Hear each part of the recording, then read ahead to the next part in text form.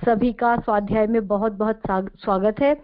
आज मंगलवार का दिन है और आज के दिन हम लोगों ने पिछले हफ्ते वीक से नई बुक शुरू करी है जिसका नाम है मन की प्रचंड शक्ति। इसमें परम पूज्य गुरुदेव हमें मन की शक्तियों के बारे में बता रहे हैं कि मन से सोची हुई चीजें किस तरह से हम क्रियान्वित कर सकते हैं।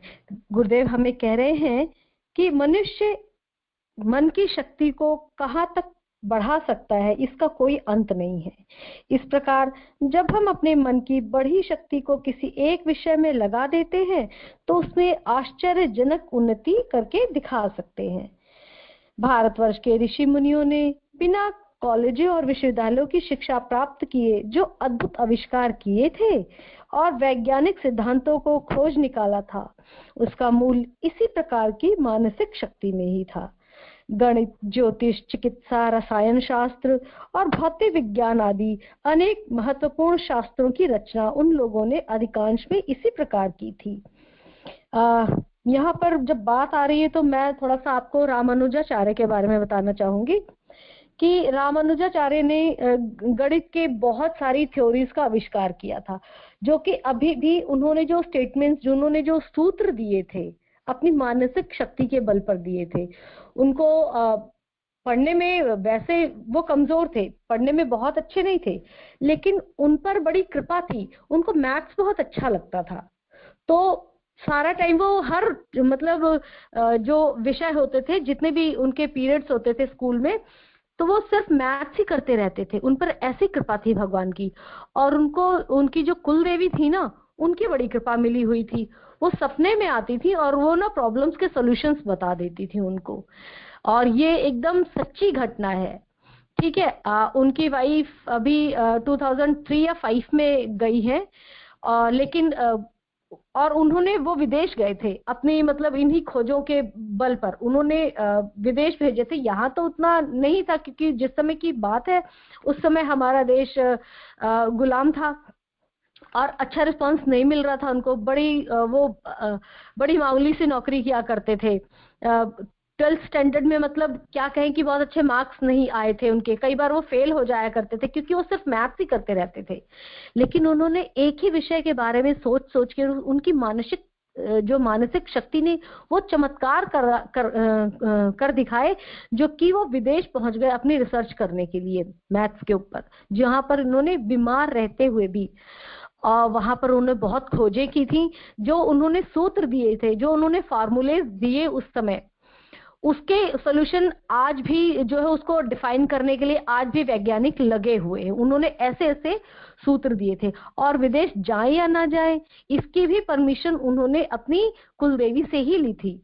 वहां बैठकर वो ध्यान किया करते थे, मेडिटेशन किया करते थे। वो मंदिर जाते थे अपनी कुलदेवी के और वहां उनसे कहते थे कि अगर मेरी कुलदेवी मुझे परमिशन दे देंगी तो मैं विदेश जरूर जाऊंगा, चाहे समाज कितना भी विरोध कर ले। क्योंकि उस समय की बात है जब साउथ इंडिया में या हमारे पूरे भारतवर्ष में ये बात थी कि समुद्र को लांघना नहीं है। तो इसलिए उन्होंने कहा कि नहीं, उन्होंने अपनी पूरी सोसाइटी का विरोध करके वहां पर वो विदेश गए और जहां पर उन्होंने बहुत बड़ी बड़ी खोजें की थी। जो ऋषि मुनि होते हैं ना, ये हमारे मॉडर्न ऋषि मुनि हैं, ठीक है, जिन्होंने हमारे लिए अपने लिए कोई भी मतलब सुख सुविधाएं नहीं देखी, अपना सब कुछ सर्वस्व समाज के लिए, विश्व के लिए न्यौछावर किया।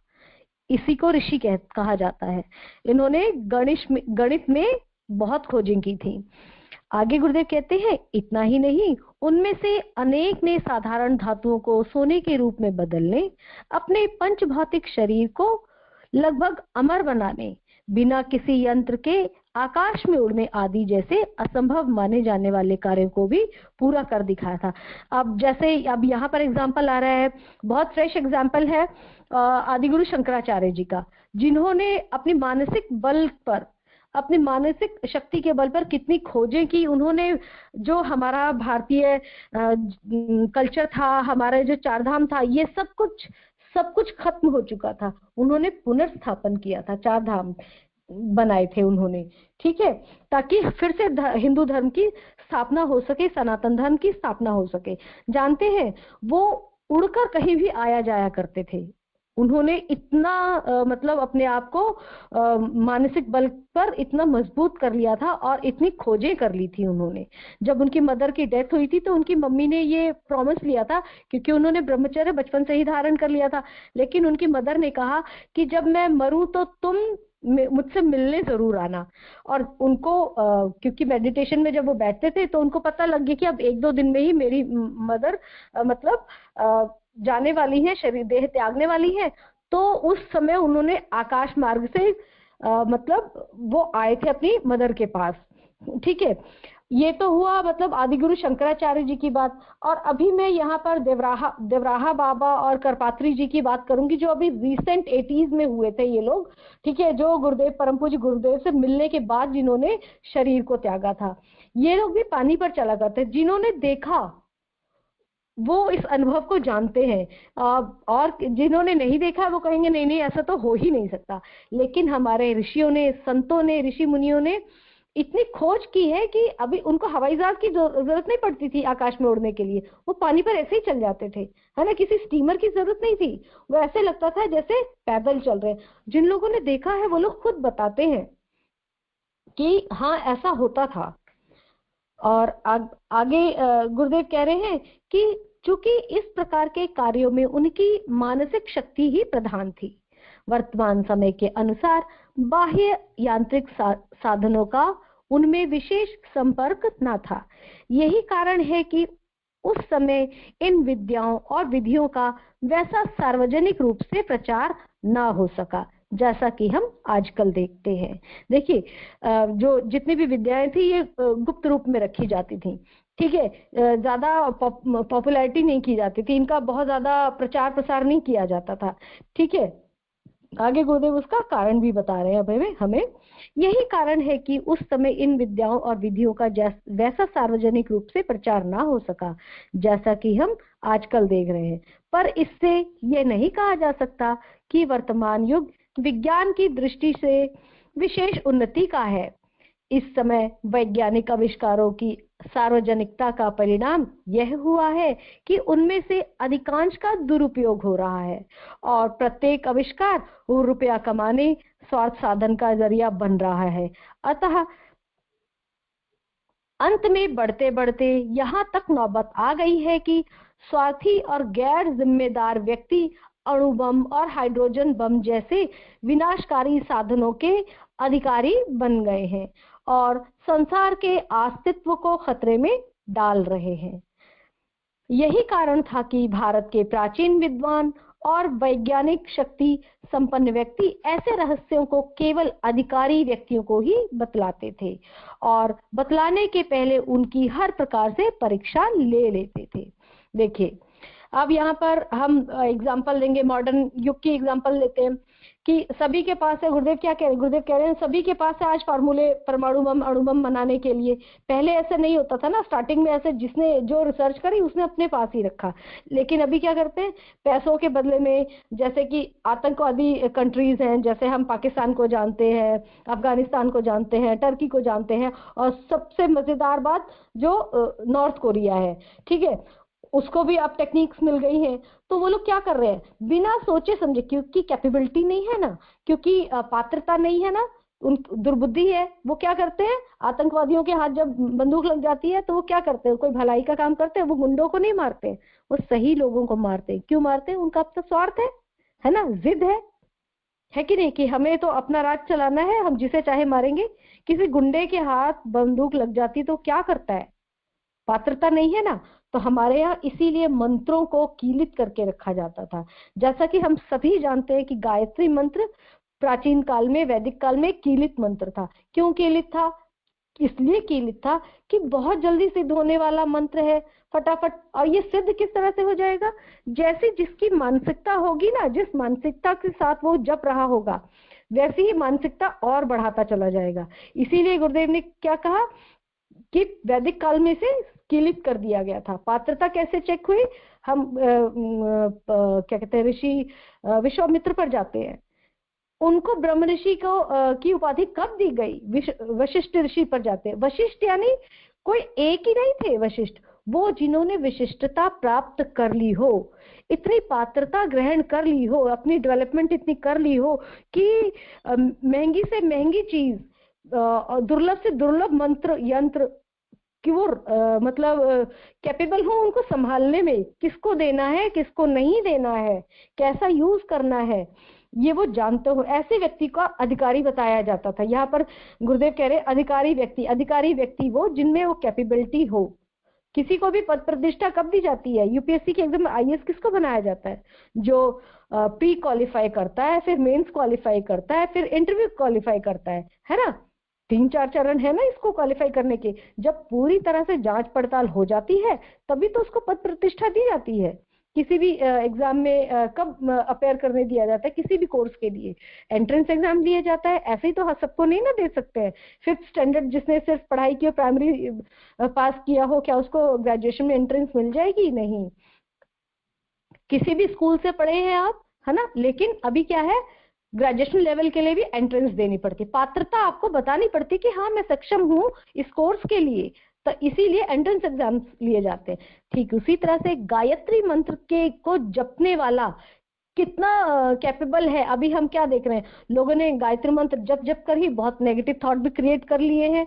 बहुत जो नामी गिरामी थे, लास्ट अभी पिछले 2020 में हमने देखा कितने सारे एग्जांपल्स हुए। गायत्री तो बहुत जपते हैं, लेकिन इंटरनल मन में क्या था, मानसिक शक्ति उनकी क्या थी? तो क्या हुआ, थोड़ी देर तो उनको लगा कि हम जीत रहे हैं, लेकिन बाद में क्या हुआ, हार गए ना वो, क्योंकि सच्चाई की हमेशा जीत होती है। इसीलिए गायत्री मंत्र को कीलित करके रखा गया था। और गायत्री मंत्र क्या है? गायत्री मंत्र है सर्वभौम विकास का मंत्र है, सभी के उज्जवल भविष्य की कामना कर रहे हैं।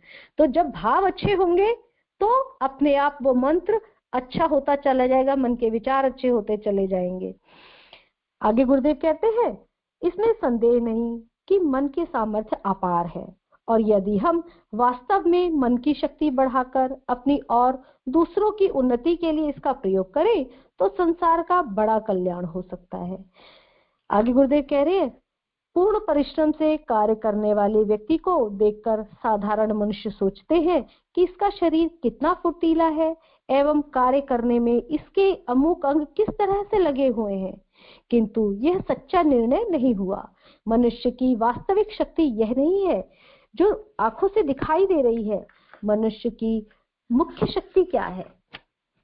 बुद्धिमत्ता एवं मानसिक बल को फिर स्थूल रूप में चक्षुओं द्वारा देखा जाता है। बुद्धिमत्ता को क्या करते हैं, मुख्य शक्ति क्या है, उसकी बुद्धि बल है, और मानसिक बल को भी स्थूल रूप में देखा जा सकता है। किस तरह से? इस तरह से किसी कार्य को करने में एक हाथ लगा रहता है, किंतु हाथ की स्वयं की कोई शक्ति नहीं। वह हाथ बुद्धि एवं मानसिक बल से संबंधित होता है और कार्य में व्यस्त रहता है। उक्त दोनों शक्तियों के अभाव में शरीर एवं अन्य वस्तुओं को अणु मात्र भी नहीं हिलाया जा सकता।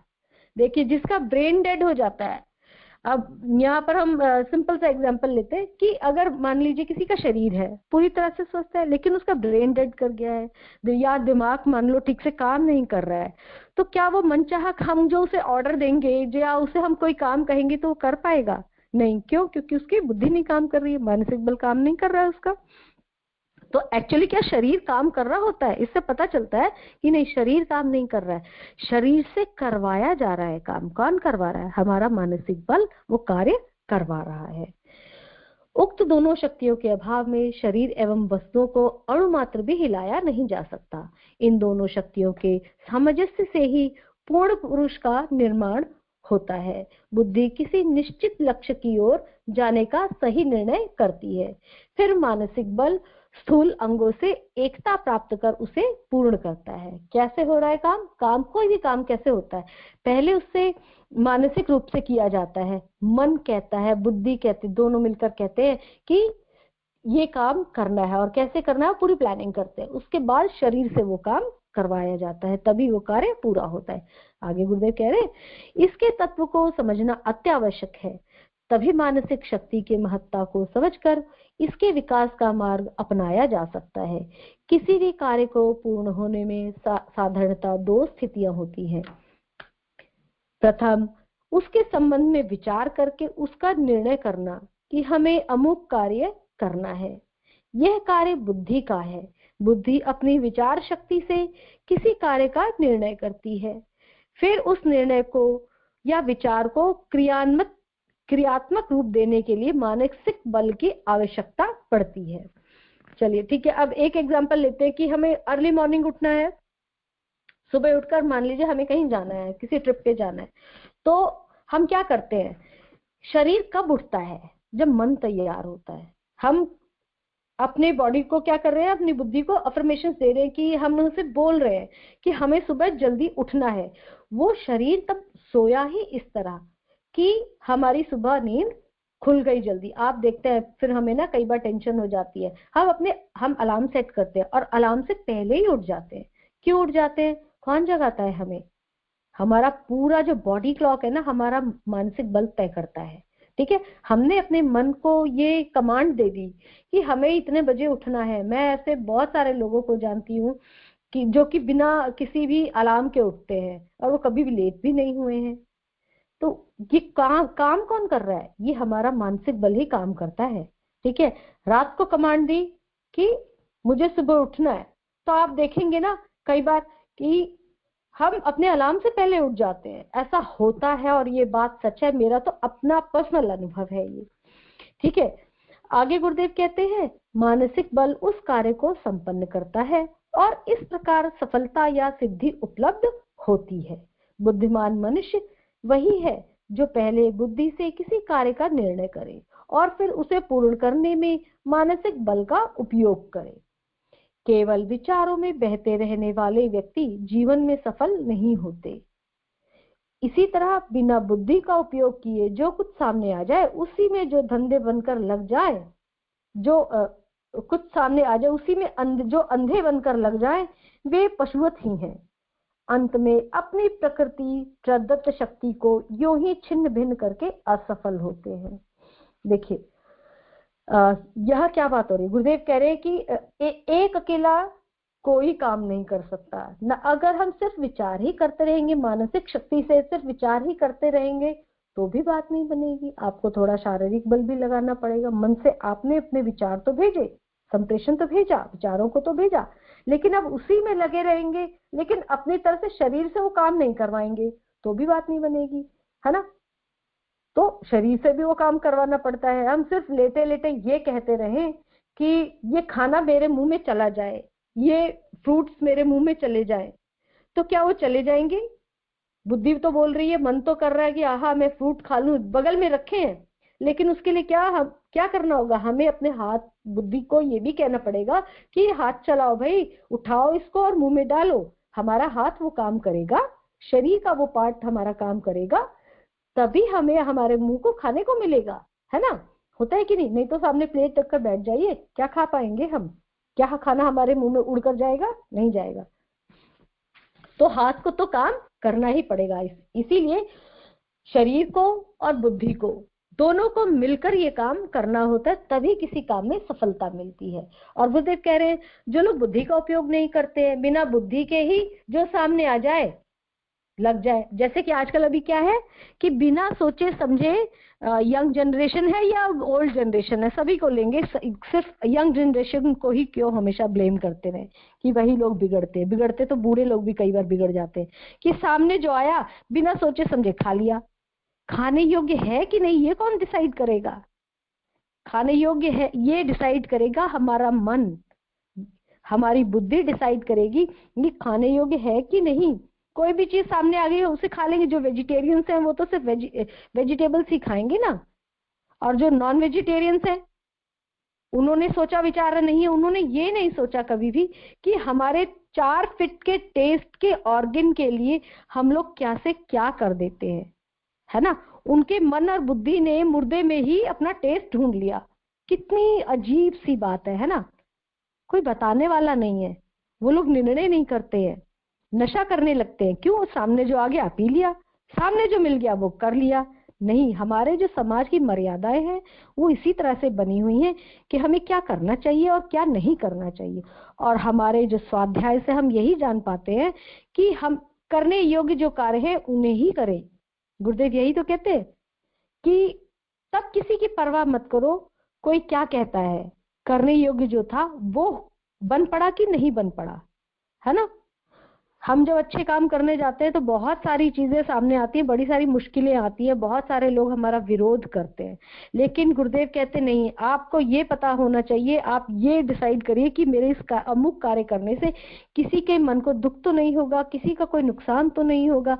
फिर उसको कंपेयर भी करिए कि कई बार होता है कि हम काम तो अच्छा कर रहे हैं, उसमें फायदा ज्यादा है या नुकसान ज्यादा है, ये कंपेयर करिए। अगर किसी गरीब व्यक्ति का, किसी दीनहीन का, दीनहीन कौन, जिनके पास कल्चर नहीं है, जिनके पास सद्बुद्धि नहीं है, उन्हें दीनहीन दरिद्र कहा जाता है। दरिद्र पैसे से गरीब को नहीं कहा जाता कि उसके पास पैसा नहीं है। हम सत्यनारायण भगवान की कथा सुनते हैं, उसमें देखिए शब्द लिखा हुआ है दरिद्र ब्राह्मण, दरिद्र वृद्ध ब्राह्मण, है ना। क्यों दरिद्र लिखा है? ब्राह्मण का कार्य क्या है? सच बोलना कार्य है, लोगों को खुद धर्म पर चले और लोगों को अपने आप को आइडल बनाकर पेश करे कि जैसे मैं हूं ऐसे आप भी बनिए, ये प्रोत्साहित करे, वो होते हैं ब्राह्मण। जो अपरिग्रही हो, यानी कि जिसको जमाखोरी ना हो, जिसके अंदर लालच ना हो, लोभ ना हो, ऐसे व्यक्ति को ब्राह्मण कहा गया है। ये सारी क्वालिटी, जो दूसरों की भलाई के लिए कार्य करता हो, ऐसे मनुष्य को ब्राह्मण कहा गया है। तो वो ब्राह्मण जो सत्यनारायण भगवान की कथा में आता है, उसको दरिद्र क्यों कहा? वो भीख क्यों मांग रहा था? क्योंकि उसने ये सारे ही गुण त्याग दिए थे, इसीलिए वो दरिद्र हो गया था। जिसके पास सद्गुण नहीं है वही दरिद्र है। पैसा होना या ना होना ये गरीबी का, ये दरिद्रता का कारण नहीं। उसे तो निर्धन कहा जाएगा जिसके पास पैसा नहीं है, लेकिन दरिद्र उसको कहा जाएगा जिसके पास सद्विचार नहीं है, सद्गुण नहीं है। आगे गुरुदेव कहते हैं, अतः किसी भी कार्य की सफलता के लिए बुद्धि बल और मानसिक बल की आवश्यकता है। अच्छे अच्छे विचारकों एवं कवियों में मानसिक बल भी तो हो, वे बहुत कुछ सुधारात्मक एवं परिवर्तनकारी कार्य कर सकते हैं। जो विचारक होते हैं, कवि होते हैं, देखिए जब देश हमारा गुलाम था तो क्या होता था, समाचार पत्रों में अच्छी अच्छी कविताएं लिखी जाती थी, विचार लिखे जाते थे, जिनको पढ़कर, और पढ़ने का जमाना था उस टाइम पर, आज की तरह रील्स बनाने का और ये सब इसका जमाना नहीं था। तो क्या होता था, लोग पढ़ते थे और सोचते थे कि नहीं नहीं, वो कितने इंस्पायर्ड होते थे, है ना। जैसे कि ये कविता कितनी फेमस हुई, तुम मुझे खून दो, हस्ताक्षर, इस कविता का जो टाइटल था हस्ताक्षर, तुम मुझे खून दो मैं तुम्हें आजादी दूंगा, है ना। तो लोग क्या था, अपना बलिदान देने के लिए, जो जितनी सुभाष चंद्र बोस को घरेलू महिलाएं जो थी, उनके पास अपने जो जेवर थे वो तो दान किए ही किए, वो अपने बेटे लेकर आई थी दान करने के लिए, जो उन्होंने सुभाष चंद्र बोस जी को दी थी। और ये कैसे हो पा रहा था, इतनी महानता के शिखर पर कैसे पहुंच गए सुभाष चंद्र बोस? उनके मन ने ये निर्णय किया था, उनकी मानसिक शक्ति ने सबको बुलाया था कि मुझे अपने देश को आजाद करवाना है। तो देखिए उन्होंने भारत की पहली फौज बना ली थी जिसका नाम था आजाद हिंद फौज। और उस कवि को देखिए जिन्होंने ये कविता लिखी, है ना, आज भी जब हम पढ़ते हैं तो कैसे हमारा खून एकदम से खौलने लगता है कि नहीं, कभी ऐसा हुआ था हमारे साथ। आज भी हम जैसे वो पोयम सुनते हैं, पढ़ते हैं, तो मन में देशभक्ति के भाव जाग जाते हैं, फिर से हमारा वो नया रूप एकदम बलिदान करने को हम लोग तैयार हो जाते हैं। तो ये ताकत होती है, किसकी ताकत होती है? ये मानसिक शक्ति की ताकत है सारी की सारी। किसी को भी, कवि को जो विचार आ रहे हैं, जो पोयम के लिए नए नए शब्द वो कहाँ से पैदा कर लेता है, उसकी वोकैबुलरी इतनी कैसे डेवलप हो जाती है? कुछ तो उसने पढ़ा है ना, और उसके बाद उसके मन की शक्ति वो करवा रही है उससे। नए नए शब्द आप पढ़ तो चाहे जितना लीजिए, लेकिन हो सकता है कि आप भूल जाएं लिखते समय, है ना। जैसे कर्ण भूल गया था ना मंत्र बोलना, उसका वो गुरु का श्राप लगा था क्योंकि गुरु से झूठ बोला था। तो जब वो आवाहन कर रहा है ब्रह्मास्त्र का तो नहीं आ रहा ना वो, जब हम बी.आर. चोपड़ा की वो देखते हैं, उसका कारण एक ही था कि गुरु के साथ छल किया था, झूठ बोलकर उन्होंने शिक्षा प्राप्त की थी। क्यों? क्योंकि वो तो सिर्फ ब्राह्मणों को देते थे उस समय, वो जो सब हाँ, उस समय परशुराम जी ने संकल्प लिया था कि सिर्फ ब्राह्मणों को ही दूंगा। ब्राह्मण कौन? जिसके पास सद्विचार है, सद्गुण है, उनको मैं, जो समाज की भलाई के लिए कार्य करेंगे, मैं उन्हीं को शिक्षा दूंगा। लेकिन क्योंकि कर्ण जो थे वो सामाजिक तौर पर बेशक उनको सूतपुत्र कहा जाता है, लेकिन थे तो क्षत्रिय, सूर्यपुत्र थे वो तो, है ना, माँ कुंती उनकी माता थी। तो वो झूठ बोलकर उन्होंने शिक्षा ली थी, इसलिए उनके गुरु ने उनको श्राप दिया कि तुमने मुझसे झूठ बोला है, जो जब तुम्हें सबसे ज्यादा इस शिक्षा की जरूरत होगी तभी तुम भूल जाओगे। तो सबसे ज्यादा इमरजेंसी उनके जीवन का उद्देश्य क्या था? अर्जुन को हराना उनका उद्देश्य था जीवन का, है ना। पर प्रतिस्पर्धा जो थी उनकी अर्जुन से थी, और तभी उनको वो मंत्र याद नहीं आए जिससे कि वो ब्रह्मास्त्र को बुला सके। देखिए हमारा साइंस कितना डेवलप था कि हम मंत्र पढ़ते थे और हमारे पास वो आ जाता था वेपन, है ना। आज की तरह आज का जो साइंस है ये सिर्फ 17-18 सेंचुरी का साइंस है, ठीक है। 17 भी नहीं कहेंगे, 18 सेंचुरी का साइंस है। अपनी जो मॉडर्न मेडिकल साइंस आई है ये 18 सेंचुरी में डेवलप होना शुरू हुई है, नहीं तो उससे पहले तो सिंपल से फीवर से भी लोग मर जाया करते थे इतना। और अभी साइंस स्टूडेंट जो वैज्ञानिक लोग हैं, मॉडर्न साइंस है, ये लोग सोचते हैं हमने दुनिया की सारी चीजें रिसर्च कर ली हैं, और वो लोग चैलेंज करते हैं। और आज की डेट में अगर देखा जाए तो आप पाएंगे वो लोग भी सरेंडर कर चुके हैं कि पूरे के पूरे ब्रह्मांड में, जो इस पूरे व्यापक ब्रह्मांड में अगर कोई साउंड है तो कौन सा साउंड है? ओम का साउंड है। सूरज में से कौन सी आवाज आ रही है? सूर्यदेव में से ओम का साउंड आ रहा है ना। हर चीज में से ओम का साउंड आ रहा है। अब ये लोग डेवलप कर रहे हैं, सोचिए। और हमारे ऋषि मुनियों ने बहुत पहले कर ली। हमारे क्या, वो सबके ऋषि मुनि थे, लेकिन बस छुपाकर दबाकर इसीलिए रखा गया था इन सब चीजों को कि गलत लोगों में ना चली जाए। जैसे कि आज अभी छुपाया नहीं जा रहा है, तो देखिए कहां से कहां पहुंचा हुआ है सब कुछ, है ना। पूरी तरह से सारी चीजें पब्लिकली कर दी गई हैं, तो कहां से कहां पहुंच गया है सारा का सारा। आज लग रहा है कि विश्व एक बारूद के ढेर पर बैठा हुआ है और कभी भी इसमें ब्लास्ट हो सकता है, और पूरा का पूरा जो संसार है, पूरी पृथ्वी खत्म हो सकती है। गुरुदेव कह रहे हैं, अन्य कार्यों की तरह स्वास्थ्य सुधार एवं चिकित्सा में भी मानसिक बल का महत्वपूर्ण स्थान है। आई थिंक टाइम हो गया है, मैं ये वाला टॉपिक मतलब ये वाले आगे का आगे पढ़ दूंगी, नेक्स्ट वीक पढ़ दूंगी। मिकू दीदी, टाइम हो गया है। सभी को बहुत बहुत धन्यवाद।